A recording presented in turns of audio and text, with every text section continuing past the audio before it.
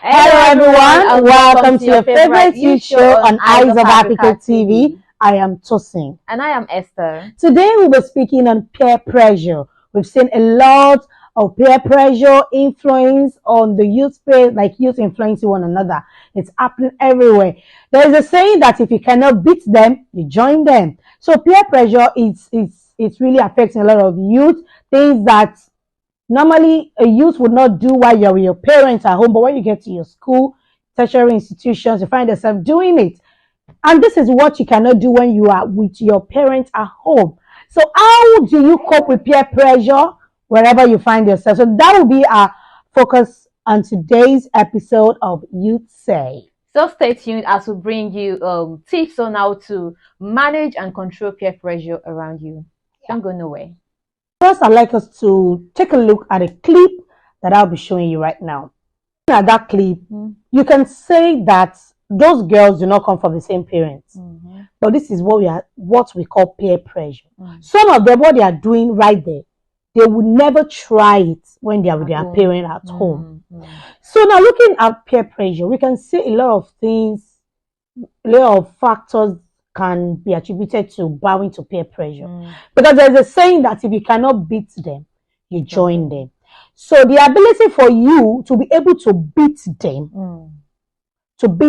is the kind of upbringing, the kind of training that you have even before going to school. You know, there's a particular stage that we'll get to in life, and to correct you will be difficult. Exactly. So that is why you need to start training them right from when they are younger. Young. And if you are telling your child, don't do this, don't do that, you need to make them understand why you do not want them to do those things. Exactly. Because when they get outside and they see their friends doing those things you told them not to do, they'll feel like the life they were living before was a life of bondage. And now they have seen what life really is. So I feel like you should always tell them why these things are really bad. It's not good enough for us to just say, don't do this, don't club, don't keep friends that are godly and all of that. You know, you need to make them understand. You know, this brings me back to when I was in my junior class in my church, and they'll tell us then that don't wear trousers, don't wear they usually call it don't fix ribbon. Yeah, don't fix ribbon. They'll call it Bob Marley there. Don't do Bob Marley, don't do this, don't do that. Do you know that after most of us like graduated from that junior class back then in church, so many were just doing it, and they were like, oh, the life they were living before was an old woman lifestyle. Like, how will you even look like? Because we were not told the reason behind it, except few of us that later got the conviction that, oh, I feel this is the reason why they don't want us to do these things. So I feel like when we are bringing up our child, parents also have a role to play. Well, I agree with you. Like, parent has a role to play, but to me, I'm thinking, I'm looking it in another way, from a different angle. The thing is, I wouldn't attribute this peer pressure thing to home bringing or home training stuff, because as a parent, you can train up your child in one way, in a certain way, and then when they grow up, they will decide to go on their own to the B way. You understand? It's not like it's the fault of the parents. But that's if they don't understand why they don't want them to do those things. Because if you understand why they are telling you not to do it, okay. Let's take for instance, a child wants to put his hand in the fire, and the mother is saying, "Don't put your hand in the fire. Don't put your hand in the fire." You know, you are just saying, "Don't do it." You are not telling the child, this fire will burn your hand and it will hurt you, and you'll be able to use this hand to do certain things. And again, you know, this thing is also a matter of choice. It's just like choice, individual thing, because to do certain things. And again, you know, this thing is also a matter of choice.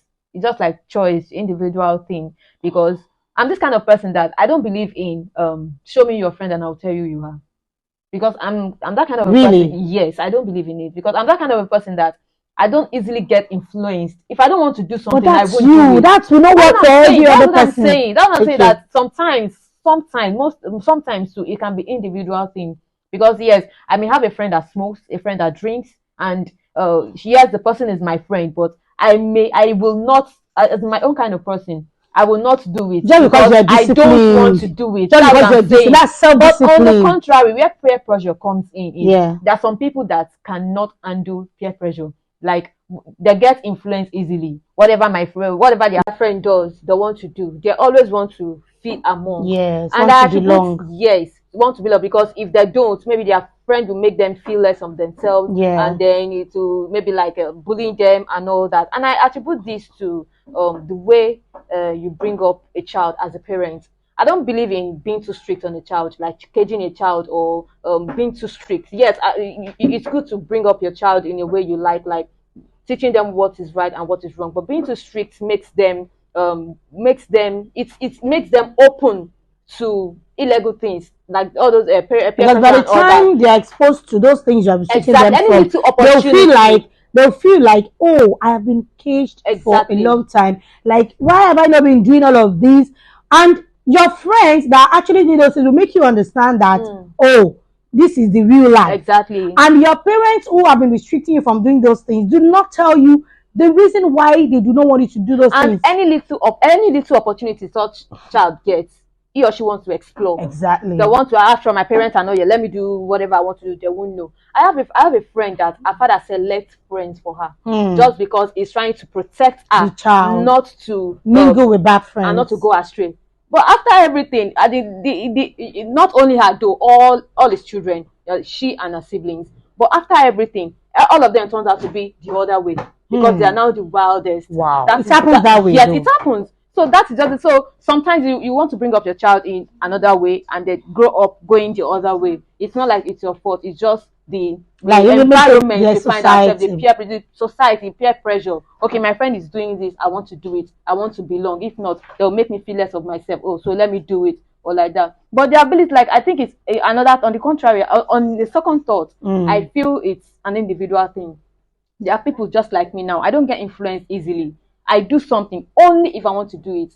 Not like this saying that says, and show me your friend and I will tell you who you are. I don't believe in it. It doesn't work for you. It doesn't work for me. So you can move with, like, a drug addict. Exactly. That doesn't make you a drug addict. Exactly. And I would. But it doesn't work for everyone like that. It doesn't work for everybody. I believe. So we should not even encourage that. So you have to show me your friend. Exactly. To let me know who you are. Exactly. I know, but it doesn't work for everybody like that. But it's not really right. Even if it doesn't work for you, right? Even if it doesn't work for you, I do expect that as someone who is well mannered, and you moving with certain set of friends, a particular set of friends that are not doing things the right way, that are going wild, you will definitely feel odd, different among them. So what is the point moving with them? Since you don't have the same ideology, you are not like-minded, so what's the point? It depends on. So it's best for you to just move with people that you know that, yes.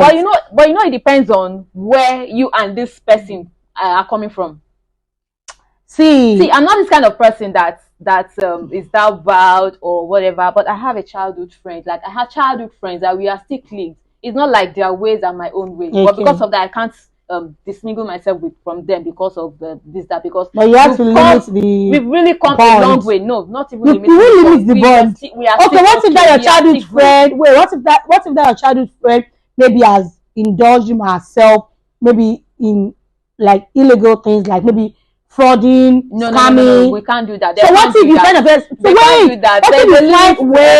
What if you find yourself in that kind of position? If you find yourself in that kind of position, what will you do? Will you say you will mingle with that kind of person? Don't get me wrong. Okay. Don't get me wrong. That I said, I remember I said there was an exception that we've come along with. These are my childhood friends, and that I said, show me your friend, and I will tell you who you are. I don't believe in it. Doesn't mean I will not start mingling with any kind of person, maybe someone that does illegal things and a drug addict and all that. No, that is not what what I just want you to know is that there is no how you will have a friend who is a drug addict, who clubs, who does all sort of illegal things, and you tell me you're a friend with that kind of a person, and you do not have any of those traits in you. No, I know. Because there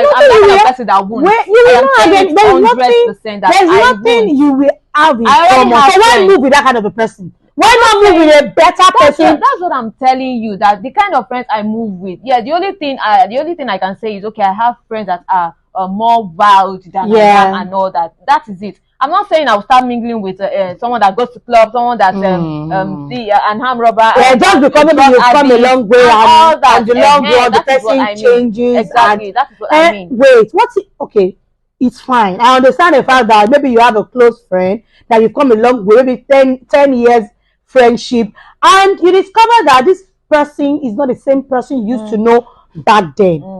He or she has now indulged in certain things that are illegal. So you would not say that the same bond you shared before is what you will still share. There will be a limit. That's what I'm trying to say. That's a different case. There will be a limit. Illegal. Yes, there will be a limit to it. So, but I want to also put this in that we have positive and negative influence. If you see your friend doing things that are good, that is worthy of praise, of course you can emulate such. You can try to follow such footsteps. I have friends like that they are far ahead of me. You understand? We have friends that are far ahead of me, doing well. I see what they do, and that is what I want you to understand. You can have friends that are doing things that is worthy of emulation. Pick one or two things from them, learn what you want to learn, and go. But when you have friends that are doing things that you know that it is wrong, because I believe as an adult, you should know what is right and what is wrong. So if you say that what they are doing is wrong, I believe you should just, do not say because I don't want to be alone, I want to have. Must you have friends, please? That'll be our next episode. Let's talk about friendship. Is it compulsory for you to have a friend? It's not. It's not. Like me, if your friend is not helping you to grow, I don't even believe in having many friends. Yeah, if your friend is not helping you to grow, it's not adding positivity to your life, why keep such friends? So that's one of the positive influence of peer pressure. Like it pushes you. Yeah. You see your friend, like your friend doing well, is doing well, and you feel like, oh, I want to be like that. I even want to do more than that and all that. So that is the kind of peer pressure that is really of advantage. That's the one who encourage youth to embrace. Do you know that we have friends that they bring together? I know a colleague of mine back then in secondary school. They were so close then. They were so close, and both of them, they tried to work around it. They worked their visa. Now both of them are now doing their masters in UK. So these are the kind of friendship we're talking about. Our next episode will be friendship. All right, viewer, I hope you've learned a lot from today's episode of peer pressure. If it is a positive, if it's positive, if what your friends are doing are really good and worthy of emulation, fine and good. Please go ahead, pick one or two things you want to learn from them and use it to your own advantage. But when you see that your friends are going wild, please do not be an accomplice. Do not let them influence you negatively. Be the one to even influence them positively. Thank you so much for being a part of this episode. I am Tracy. Catch you next time. And I am Esther. Bye.